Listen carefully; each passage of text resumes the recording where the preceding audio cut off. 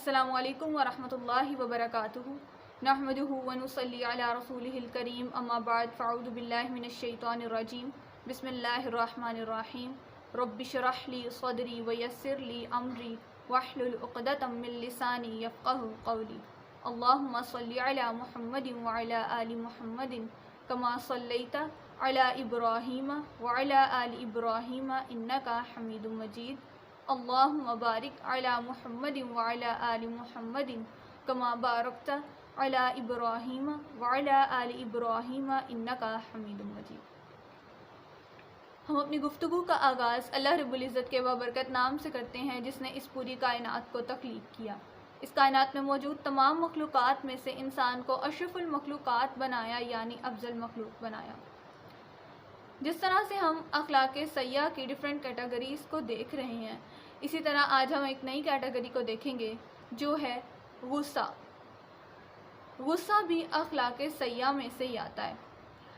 آپ نے ویڈیو کو لاسٹ تک دیکھنا ہے، اسکپ نہیں کرنا، کیونکہ غصے کے حوالے سے بہت سی ایسی چیزیں ہیں جو انسان کو نہیں پتہ ہوتی، وہ آپ اس ویڈیو میں جانیں گے، اور غصے پر انسان کیسے قابو پا سکتا ہے، اور غصہ کن موقعوں پر کرنا چاہیے، اور غصے سے بچنے کے لیے کیا کام کرنا چاہیے، یہ آج ہم اس ویڈیو میں دیکھیں گے۔ سب سے پہلے ہم دیکھتے ہیں کہ بیسیکلی غصہ جو ہے انسان کو آتا کیوں ہے۔ ظاہر ہے جب انسان کے سامنے کوئی ایسی غلط بات کی جاتی ہے تو اس کو غصہ آ جاتا ہے، لیکن اس غصے کو بھی قابو میں رکھنا انسان کے لیے بہت ضروری ہے۔ غصہ جو ہے وہ شیطان کی طرف سے ہوتا ہے۔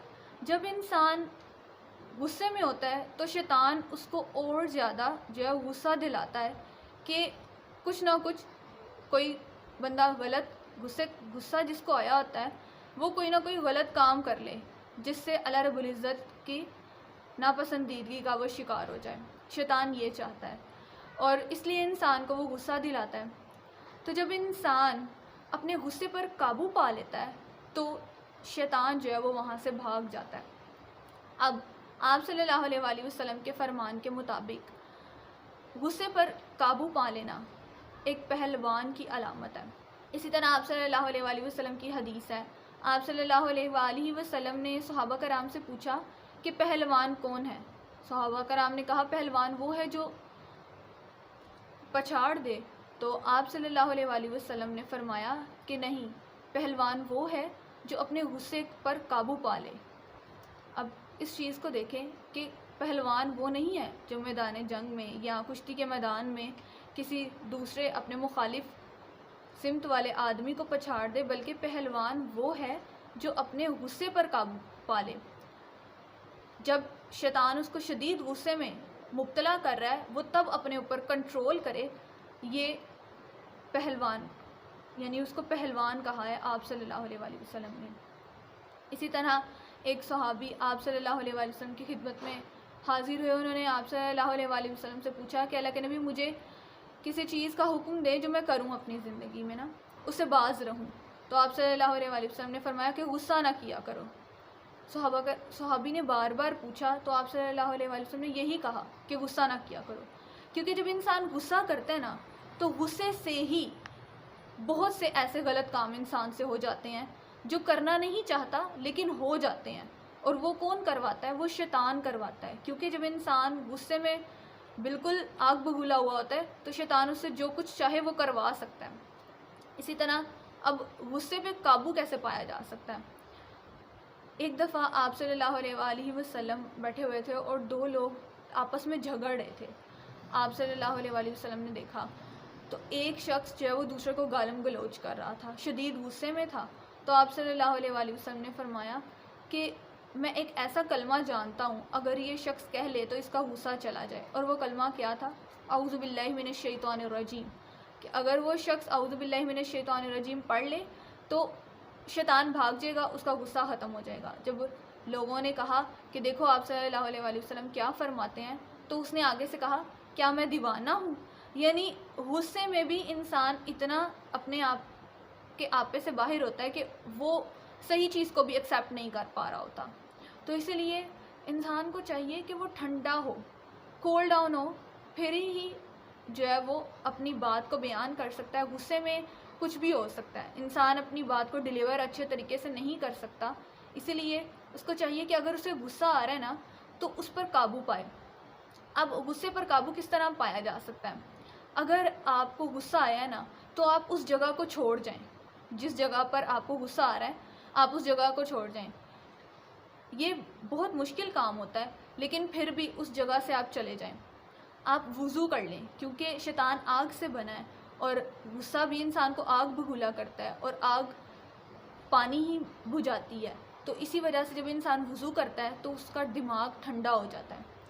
اگر آپ بیٹھے ہیں تو لیٹ جائیں, لیٹے ہیں تو بیٹھ جائیں, کھڑے ہو جائیں. یہ غصے کو دور کرنے والی علامتیں ہیں. سب سے بہترین طریقہ ہے کہ آپ اعوذ باللہ من الشیطان الرجیم پڑھیں اور وضو کریں تاکہ شیطان آپ سے بالکل ہی دور ہو جائے. اور غصہ, شدید غصہ کب کرنا چاہیے؟ جب آپ کسی کو ایکوریٹ بات بتا رہے ہیں. جس طرح صحابہ کرام فرماتے ہیں کہ آپ صلی اللہ علیہ وسلم جب خطبہ دیتے تھے تو آپ صلی اللہ علیہ وسلم کا چہرہ سرخ ہو جاتا تھا, آواز میں سخت پن آ جاتا تھا اور آنکھیں بھی سرخ ہو جاتی تھیں. ایسا محسوس ہوتا تھا کہ جیسے آپ صلی اللہ علیہ وسلم ہمیں کسی بڑے لشکر سے ڈرا رہے ہوں.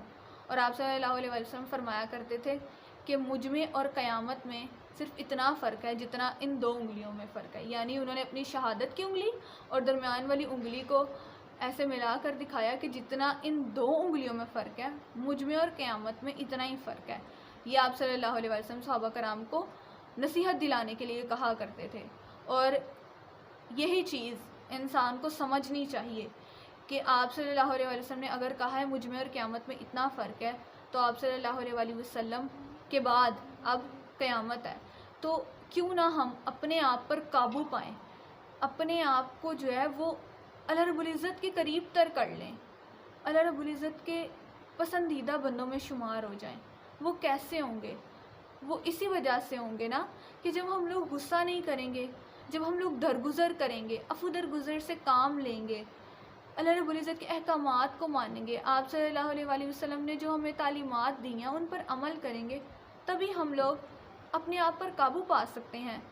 جب ہم پڑھیں گے, قرآن پڑھیں گے, حدیث کو پڑھیں گے, تفسیر کو پڑھیں گے, پھر ہی ہمیں پتہ چلے گا کہ اللہ تعالیٰ ہم سے چاہتے کیا ہیں, اللہ رب العزت ہم سے کیا ڈیمانڈ کرتے ہیں, کہ ہمارا اس دنیا میں آنے کا مقصد کیا تھا.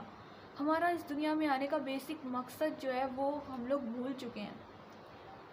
جیسے حضرت آدم علیہ السلام کو اللہ رب العزت نے جب پیدا کیا تو ان کے دائیں کندھے پر ہاتھ پھیرا تو تمام نیک روحیں نکلیں, بائیں کندھے پر ہاتھ پھیرا تو تمام بری روحیں نکلیں.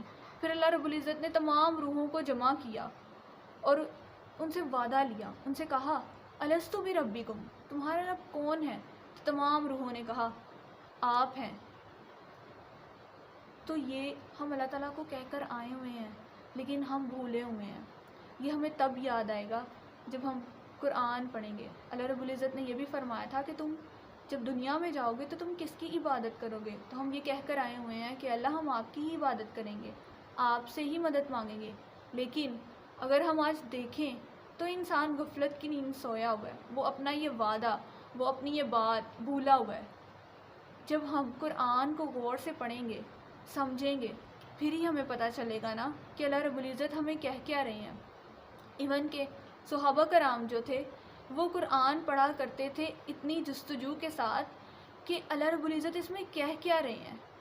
اگر آپ صلی اللہ علیہ وسلم کا فرمان ہے کہ اس میں انسان کا ذکر ہے تو وہ اپنے حوالے سے ڈھونڈا کرتے تھے کہ میرا ذکر اس قرآن میں کہاں ہے, یعنی وہ کون سی آیت ہے جس میں میرے حوالے سے اللہ تعالیٰ نے بتایا ہوا ہے. وہ کیسے پتہ چلے گا؟ جب ہم قرآن کو ٹرانسلیشن کے ساتھ, ترجمے کے ساتھ پڑھیں گے, جب ہم قرآن کو تفسیر کے ساتھ پڑھیں گے, ساتھ حدیث کو لنک کر کے پڑھیں گے, تو پھر ہی ہمیں اپنے آنے کا مقصد پتہ چلے گا. اور اللہ رب العزت نے تو قرآن میں انسان کے آنے کا مقصد بھی بتا دیا. اللہ رب العزت فرماتے ہیں کہ میں نے انسانوں اور جنوں کو اس لیے پیدا کیا کہ وہ میری عبادت کریں. اللہ رب العزت نے قرآن میں کلیئر کٹ بتا دیا ہوا ہے, لیکن پھر بھی انسان کس چیز میں گم ہے. یہ سوچنے کی ضرورت ہے کہ انسان کس چیز میں گم ہے. اور آپ اس کو کمنٹ باکس میں مجھے بتا سکتے ہیں اپنے تھاٹ کے مطابق اپنے علم کے مطابق کہ کیا انسان غفلت کی نیند نہیں سو رہا، کیا انسان اللہ رب العزت سے دور ہے یا اللہ رب العزت کے قریب ہے. یہ سوچنے کی ضرورت ہے ہر کسی کو. یہ میں یا آپ ہی نہیں سوچیں بلکہ یہ سب سوچیں کہ ہم لوگ آئے کہاں ہیں، ہمارا مقصد کیا ہے آنے کا اس دنیا میں. کیا ہم لوگ اللہ رب العزت کے احکامات کو اچھے طریقے سے سمجھ پا رہے ہیں، ان پر عمل کر پا رہے ہیں. یہ آپ نے اب سوچنا ہے اور مجھے کامنٹ باکس میں لازمی بتانا ہے. وہ تبھی بتائیں گے جب آپ پوری ویڈیو دیکھیں گے. تو جو نئے ہیں وہ چینل کو سبسکرائب کر لیں اور بیل آئیکن پریس کر دیں تاکہ میں جو بھی ویڈیو بناؤں اس کا نوٹیفیکیشن آپ تک پہنچ جائے. اور اس چیز کو سوچیے گا ضرور کہ ہم کس جگہ پر کھڑے ہیں، ہمارے آنے کا مقصد کیا اور ہم کر کیا رہے ہیں. اور میری حوصلہ افزائی کے لیے چینل کو سبسکرائب کر دیں جو میں نے کہا ہے، اور لائک کر دیں اور شیئر کر دیں تاکہ آپ کے ساتھ ساتھ دوسروں کا بھی فائدہ ہو جائے. یہ فائدے کے لیے ہی ویڈیو بنائی جاتی ہے اور آپ کے لیے مٹیریل اکٹھا کیا جاتا ہے تاکہ جو آپ کو چیزوں کا نہیں علم تو اس کا علم ہو جائے، اور اگر کم علم ہے تو زیادہ علم ہو جائے. اور آپ شیئر کریں گے تو اس طرح ان لوگوں کا بھی بھلا ہوگا جن لوگوں کو ان چیزوں کا نہیں بھی پتہ. جزاکم اللہ خیر. السلام علیکم ورحمۃ اللہ وبرکاتہ.